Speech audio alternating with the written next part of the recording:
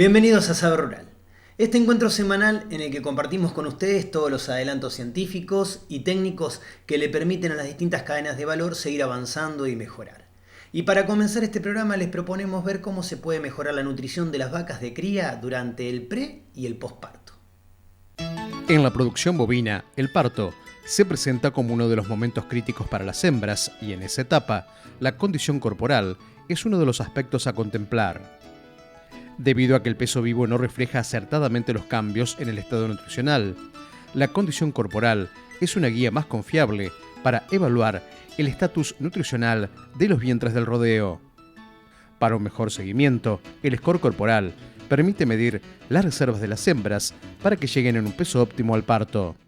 La vaca en ese periodo, la realidad es que necesita y tiene demandas y necesita comer y necesita determinados balanceos de dietas, etc. Pero ese periodo particularmente de la vaca es un periodo en donde ella está dispuesta a dar todo de sí misma, con tal de cumplir el ciclo productivo. Ya estamos hablando de una vaca en el periodo preparto y posparto que tiene gestaciones avanzadas. En el posparto tiene la preocupación de sostener y mantener al ternero. Y la realidad es que ese periodo que normalmente para nosotros coincide con pleno invierno y con bajas ofertas forrajeras, en ese periodo la vaca está dispuesta a perder todo su estado corporal aun cuando nosotros la alimentemos mal. Y eso que parece una ventaja, a veces se transforma en una desventaja.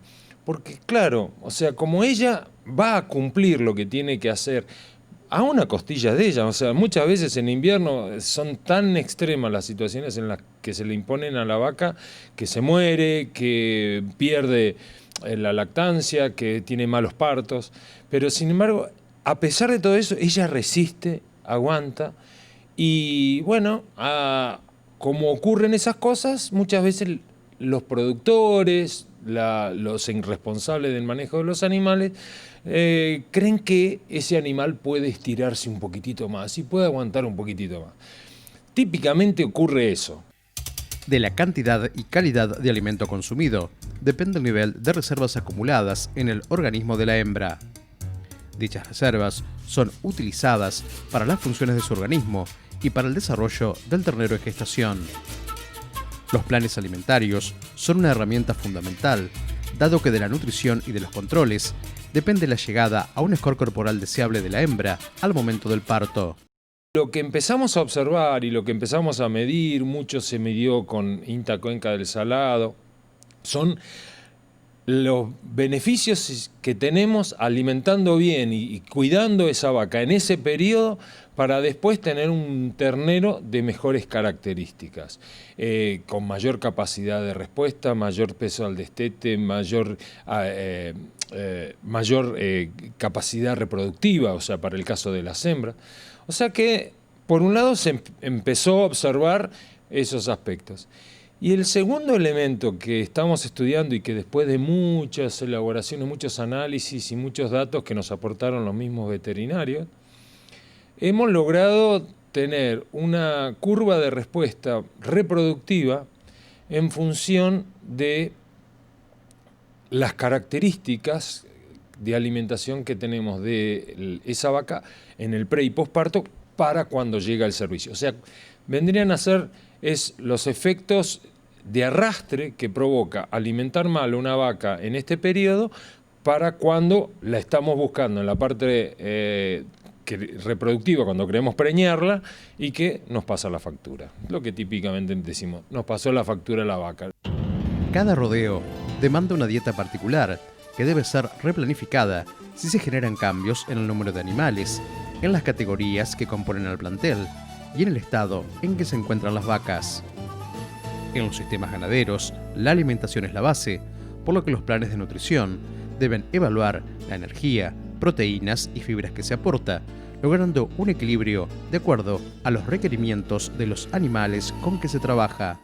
Uno tiene que contemplar y tener más que claro es de que estamos operando con rumiantes como vos bien decías, la presencia de fibra, en la medida que uno busque sustentabilidad en las dietas, en el tiempo, es necesario que esté presente.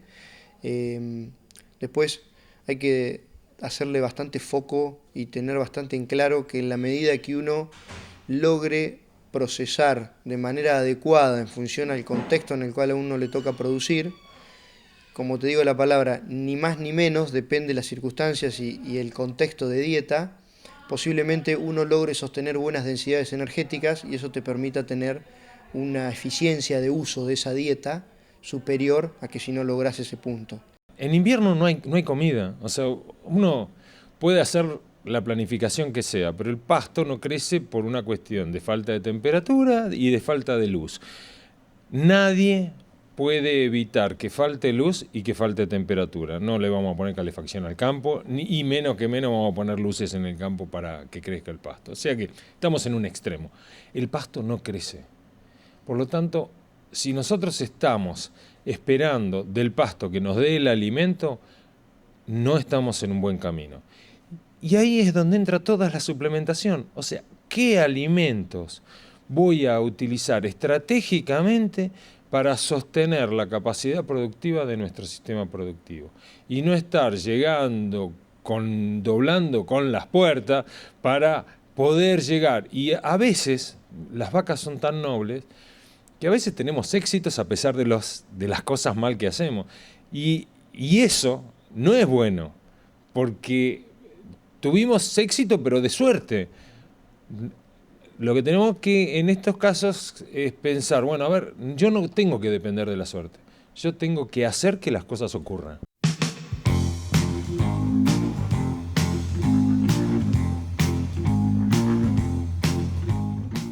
Después de ver cómo se puede mejorar la nutrición de las vacas de cría durante el pre y el posparto, les proponemos hacer una pequeña pausa. Pero no se vayan porque en nuestro próximo bloque también vamos a hablar de nutrición y de la mejora de la misma, pero en otra especie, la de los cerdos.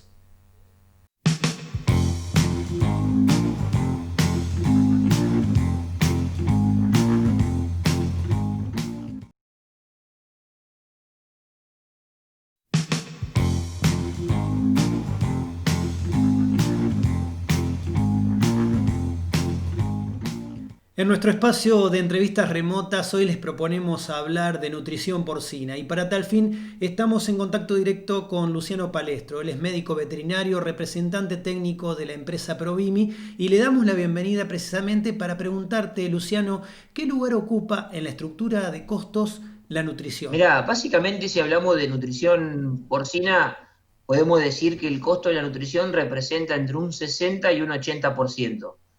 En realidad no podemos decir costo de nutrición, sino más bien el costo de alimentación. Después, si uno más o menos puede segregar esos costos separando los que son los cereales de los subproductos de soja, como la harina de soja o el aceite de soja, o alguna otra soja procesada, como la desactivada o la extrusada, podemos estar hablando que lo que nos representa a nosotros como Provimi negocio ronda más o menos el 17-20% del costo total de un cerdo. Con los ajustes de intensificación que ha hecho la porcicultura, ¿cómo debe ser la nutrición y qué demanda nutricional tienen las hembras lactantes? Básicamente en los últimos años, podemos hablar casi los últimos 10 años, el avance que hubo en la genética fue enorme. Año a año veíamos que el potencial de las hembras se incrementaba, subía, había más nacidos, dentro de esos más nacidos vivos, lo cual hizo que básicamente tengamos que replantear y acompañar esa mejora genética que estaba ocurriendo en el mercado y obviamente que tuvimos que trabajar, desarrollar y diseñar nuevos programas nutricionales para acompañar la demanda de esa hiperproductividad que había, principalmente asociada a la hiperprolificidad de las hembras. Y contemplando precisamente ese requerimiento de las hembras lactantes, ¿qué propone el programa de ustedes? En realidad es bastante cíclico. Uno puede decir que la hembra durante el periodo de gestación lo pasa gran parte de su tiempo en una condición de mantenimiento, podríamos decir. A excepción del último periodo de la gestación, donde, bueno, las demandas de de los fetos que están en el útero se empiezan a incrementar y podríamos decir que salimos de esa situación de mantenimiento. Ahora, sin duda que hay un cambio muy importante cuando esa hembra empieza la lactancia y transcurre el periodo de lactancia. La demanda es tan grande y tan importante que inclusive conocemos que la hembra no va a poder satisfacer todas sus necesidades con el consumo de alimento, por más bueno y por más alto que tengamos los niveles nutricionales. Por eso es tan importante trabajar la condición corporal de la hembra durante el periodo de gestación, como para poder hacer un nivel de reservas que sea lo suficientemente en cantidad, podríamos decir, para poder cubrir esa demanda negativa que el animal va a tener durante la lactancia. Si nos falta, obviamente que el animal va a movilizar otro tipo de tejidos, va a movilizar lo que se llama tejido noble o músculo, podríamos decir, lo cual no es para nada beneficioso. Y por otro lado, si nos pasamos y esa condición corporal está excedida, normalmente el animal sabe fisiológicamente que tiene reservas corporales y lo que hace es hacer uso de ellas y muchas veces en reemplazo del consumo de alimentos, lo cual tampoco es una situación favorable. Por eso es clave trabajar y poder llegar al parto con una condición corporal óptima. ¿Y en qué se hace foco cuando hablamos de la nutrición de esas hembras lactantes? En general son buenas prácticas de manejo globales, la mayoría son aplicables en los sistemas de producción en Argentina. Obviamente que después está todo el equipo, tanto técnico como comercial, que puede, como quien dice, mejorar la puntería y afinar esas buenas prácticas de manejo en cada uno de los establecimientos, acorde a las condiciones que cada uno de ellos tiene. Y con la experiencia que están teniendo en toda la región, ¿qué cambios, qué evolución han notado a partir de hace algunos años con la puesta en marcha de este programa? Sí, en general si sitio 1 lo comparamos con otros sitios, podríamos decir que la condición de manejo es la que termina teniendo un mayor protagonismo sobre los resultados obtenidos. Sin duda que la nutrición tiene que ser importante, tiene que acompañar, pero bueno, en este caso puntual, todas las prácticas de manejo, podríamos decir, son sumamente importantes para hacer el resultado. Por otro lado, también se utilizan algunos software, caso el TEDpitch o caso el Pormax, que son algunas herramientas de predicción que nos permiten, a los que hacemos nutrición, básicamente ajustar el programa con el mayor detalle posible dentro de los requerimientos propios que tiene esa granja. Acá hay un tema que muchas veces hay que tener en cuenta. Uno es el consumo, es decir, al mismo alimento o al mismo nivel nutricional de ese alimento, el consumo es una variable muy interesante que se da en la granja.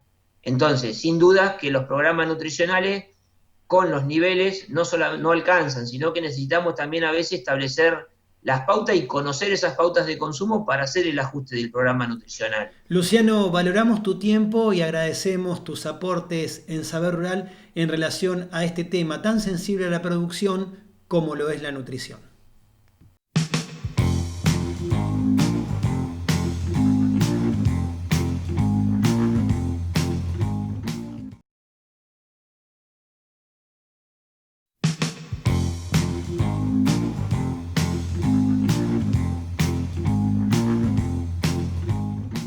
Seguimos en Saber Rural para recordarles que si ustedes quieren interactuar con nuestro programa, tomar contacto con los referentes de los informes o nuestra producción, estas son nuestras vías de comunicación.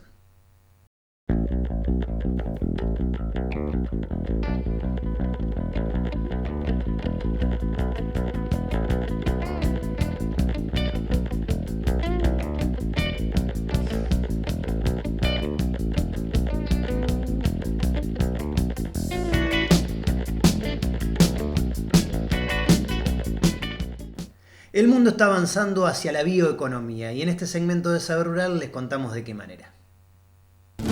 La fuerte expansión experimentada por el área dedicada a la agricultura en la región pampeana se ha expresado en forma paralela a la adopción de la siembra directa, con un fuerte avance de la soja.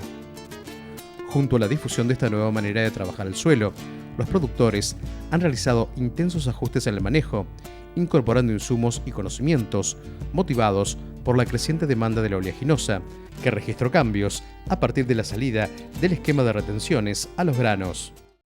Hay una reconfiguración a partir de estas modificaciones institucionales que van en el buen sentido. De todas maneras, esto tiene que profundizarse y hay algunos temas que deberíamos tener presentes, ¿no? Por ejemplo, si toda la superficie de soja de la Argentina hoy fuera maíz, es más que el mercado mundial de grano de maíz. O sea, el mercado de grano de maíz es relativamente chico. O sea, de los 1.000 y pico de millones de toneladas que se producen, solo 140 se comercializan, el resto de consumo interno. Y entonces, si Argentina creciera mucho en superficie, cada millón de hectáreas que representa el cambio de soja a maíz es más o menos el 5% del mercado mundial. Con lo cual, si crecemos mucho y solamente vamos a hacer grano, vamos a tener problemas, porque va a hundir el precio internacional. Por lo tanto, lo que yo estoy planteando es decir, a ese maíz hay que agregarle valor. El contexto de cambio climático demanda el surgimiento de sistemas productivos sustentables, respaldado por proyectos de mecanismos de desarrollo limpios, investigación, innovación y servicios tecnológicos para la incorporación de nuevas opciones y prácticas que permitan la intensificación sostenible de la producción. Algunos sectores están impulsando proyectos orientados a construir un modelo productivo sustentable en términos ambientales y económicos a partir de un modelo de bioeconomía. La bioeconomía vista como un aprovechamiento integral de toda la biomasa que se produce en el campo. Todo el material vegetal, usarlo y no como estamos haciendo hoy, que usamos solamente el grano, en el caso del grano, en el caso de los animales usamos los músculos, a veces alguna víscera, sino el conjunto de toda esa biomasa, transformarlo en productos de más valor, ¿sí? Es lo que estoy diciendo. Estamos hablando de proteínas de alta calidad, estamos hablando de moléculas, estamos hablando de energía, estamos hablando de un aprovechamiento integral que tiene menos impacto ambiental, pero que además genera trabajo y mejora el aspecto social en las comunidades donde eso ocurre. Hay que adaptarse y mitigar a la vez, y hay que mitigar lo más rápido posible. ¿Y qué es mitigar? Esto, buscar emitir menos, buscar sumideros, o sea, buscar cómo poder absorber el exceso de dióxido de carbono. Hay mucha tarea hecha, hay mucha investigación realizada en este sentido. Los ecosistemas tienen un rol importante también en los sumideros, no solo los bosques, sino cierto tipo de vegetación, en absorber excesos de dióxido de carbono. O sea, las herramientas están, la investigación está realizada. Lo que hay que hacer, me parece a mí, es que el gobierno impulse, porque todo esto requiere un cambio de tecnologías en muchos aspectos, impulse y promueva estos cambios de tecnologías para reducir estas emisiones. Producir energía, o sea, el maíz transformarlo en etanol, y cuando hacemos eso, cada tonelada de maíz se transforma en 400 litros de etanol y unos 300 y pico de kilos de burlanda, que es lo que queda. Como le sacamos el hidrato de carbono, lo que queda es un concentrado proteico, ¿no? Se transforma en un producto que tiene más proteína que la soja, ¿sí? Y mejor digerible, por lo menos para el ganado de carne, ¿no? Porque las calorías que tiene están más en el aceite que queda que en el hidrato de carbono que se fue. Con lo cual, digamos, para leche no sirve tanto, pero para vacuno sí. Entonces, si nosotros transformamos este maíz en etanol y genera burlanda, por un lado disminuimos el déficit energético del país, que está en torno de los 4 o 5 mil millones por año, y además estamos incentivando una producción que hoy tiene un mercado en expansión, que es la carne vacuna en Argentina. Entonces vos estás jugando a más de una punta. Esto tampoco alcanza, digamos, si queremos seguir creciendo, y deberíamos entonces trabajar en la elaboración de múltiples biomoléculas a partir del maíz, ¿sí? Lo que está ocurriendo es una transición donde estamos ingresando en la era de la bioeconomía. El aumento de la demanda de alimentos a nivel mundial es un factor que presenta un escenario futuro favorable para Argentina, si se hace foco en el consumidor global. Los consumidores de las clases medias globales, que están cambiando su foco y que tenemos que entenderlo para si le queremos vender, este consumidor global que gasta relativamente poco de sus ingresos en alimentos, está buscando comodidades como la comida elaborada fuera del hogar, digamos, o sea, no cocinar en la casa. Eso es en los países desarrollados más del 50%, en China se prevé que va a ser más del 60% en pocos años. Y cuando hablamos del 60% de los 4 platos o comidas o 5 por día, estamos hablando de 1.3 millones de platos por año. 1.3 con 12 ceros, ¿sí? El 1% de eso son 13.000 millones. Bueno, somos capaces del 1, del 0,1, no sé, el 0,01. Bueno, venderles un porcentaje chico de esto, o sea, el 0,01, 130 millones de raciones. O sea, eso transformaría, digamos, nuestros sistemas productivos. Ahora, para hacer eso necesitamos inversión que hagan los empresarios, inversión que haga el Estado, en educación, en infraestructura, en transporte, en energía. Necesitas inversión en la planta de transformación de parte de los empresarios, digamos, necesitas una transformación. Es factible, es viable, representa muchas ventajas, pero hay mucho para trabajar. El sistema agroalimentario mundial está evolucionando hacia un modelo productivo con alimentos cada vez más complejos. A partir del trabajo científico, se aumenta el agregado de valor en los productos mediante la innovación. Este cambio evolutivo de la industria está siendo acompañado por un nuevo esquema de comercialización, liderado por las transacciones electrónicas y las vidrieras virtuales. Lo que está cambiando es el formato de acceso de los consumidores al producto, ¿sí? Vivimos en la época del granero, era el almacén de ramos generales, era la compra diaria porque no había heladera y entonces había que comprar todos los días, al supermercado de hace 4 o 5 décadas atrás, donde la compra ya era, con la mujer trabajando, ya la compra era no un producto tan básico, sino un poco más elaborado. O sea, no era harina, sino era fideos, era la salsa o era el queso rallado, en un supermercado cada 15 días o mensual, a una situación donde hoy los jóvenes que pertenecen a estos tratos compran por internet. Y esto es lo que está pasando. La producción y el consumo de alimentos a nivel mundial en las últimas décadas han adquirido un dinamismo regido por crecientes controles que plantean las barreras sanitarias y exigen a los consumidores que desean saber qué comen. La trazabilidad se ha presentado como una demanda de los consumidores que brinda la posibilidad técnica de identificar la materia prima desde su origen hasta el final de una cadena de comercialización digital. La gente ya no vale a la estantería del supermercado, lo encarga y se lo traen a la casa, ¿sí?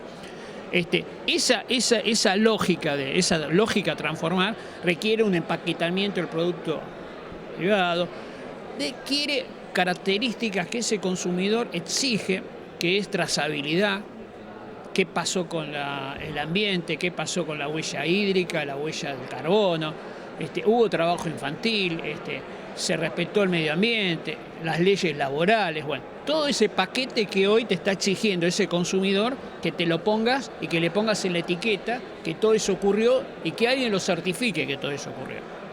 Entonces, todos estos procesos de certificación, de cuidado al medio ambiente, de cuidado a la gente, que hoy en algunos casos son, te dan un plus en el valor del producto, próximamente van a ser un requisito ineludible, va a ser una condición de venta, con lo cual hay que empezar a instalar estos sistemas y trabajar sobre los mismos para lograr el objetivo de pasar. Yo hace un tiempo había hecho una frase que hoy usa el presidente, que de pasar del granero al supermercado, ya creo que hay que pasar a la boutique de alimentos, a la generación de bioenergía, a la generación de biomoléculas, o sea, pasar de lo que fue el granero a lo que pudo haber sido por ahí la conceptualización de los agronegocios que instalamos hace 20 años, a hablar hoy de la bioeconomía.